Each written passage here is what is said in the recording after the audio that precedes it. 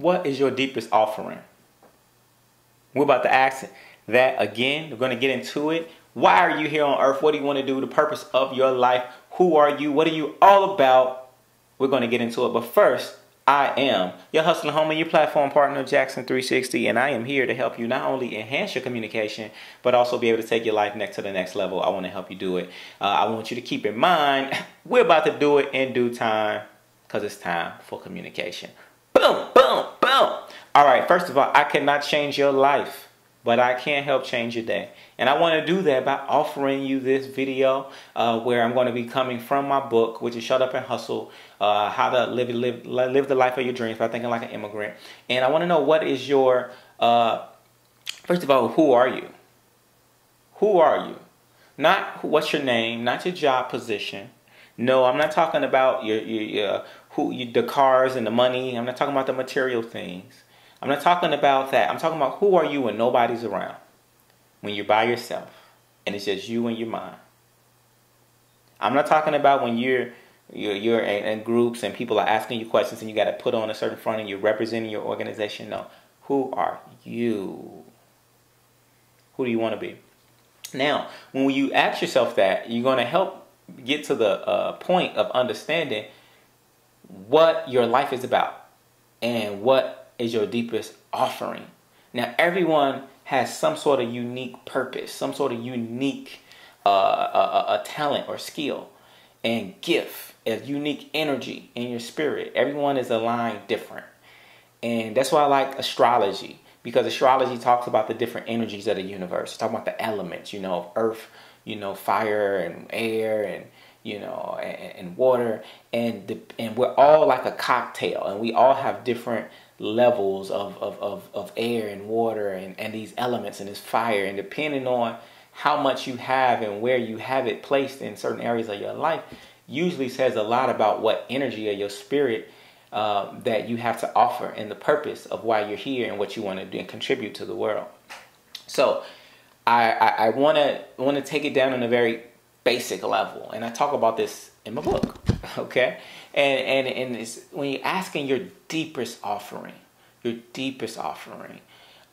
want to talk about ecology, right? So in ecology, in the animal kingdom, the animals that survive are the ones that find a niche.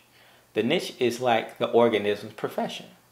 See, certain birds, they have a unique shaped beak that allows them to thrive on certain flowers. Other birds just are not built to have. Therefore, when those animals are trying to duplicate that same behavior, those animals can't survive because they're not fit to be the best at what they do.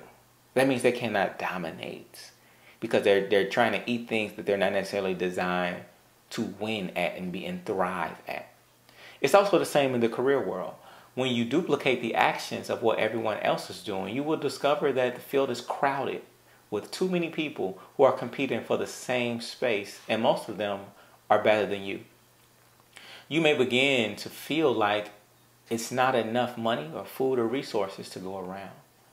See, survival in this world is won by those who dominate in their niche, by those who have used their unique advantage. To find the hidden treasure, sometimes you have to look in hidden places.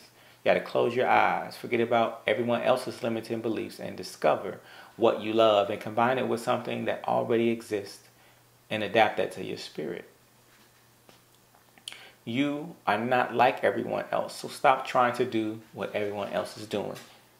This is about you being your best self and you finding your deepest offering. Now, when you find that, it's a very special thing being on that road.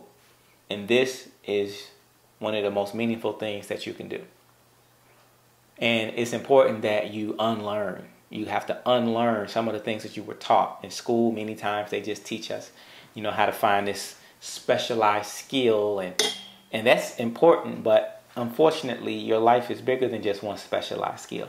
It's also important that you understand your purpose is not just one thing. You don't have one area that my purpose is this. You're going to drive yourself crazy thinking your purpose is this one thing because, and God doesn't make things in life that way. Think about it. In nature, everything has multiple purposes. And if you think about a tree, like a tree is designed to do multiple things, like an apple tree, for example. An apple tree can grow apples. It can provide shade from a sunny day. It can provide a home for an insect. An apple tree can also be used as, the bark can be used to probably even create some type of sap, that can be used for medicinal purposes. It can be used to make wood to burn a fire, wood to make a paper. You dig? The leaves can be used for other things as well. So that one tree has multiple purposes, and that's fine. So your life also has multiple purposes.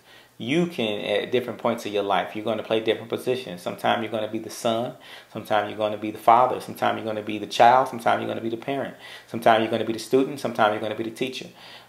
It's about you identifying where you at this point in your life and being open to using your unique energies to help you offer something to the world and help you grow your spirit.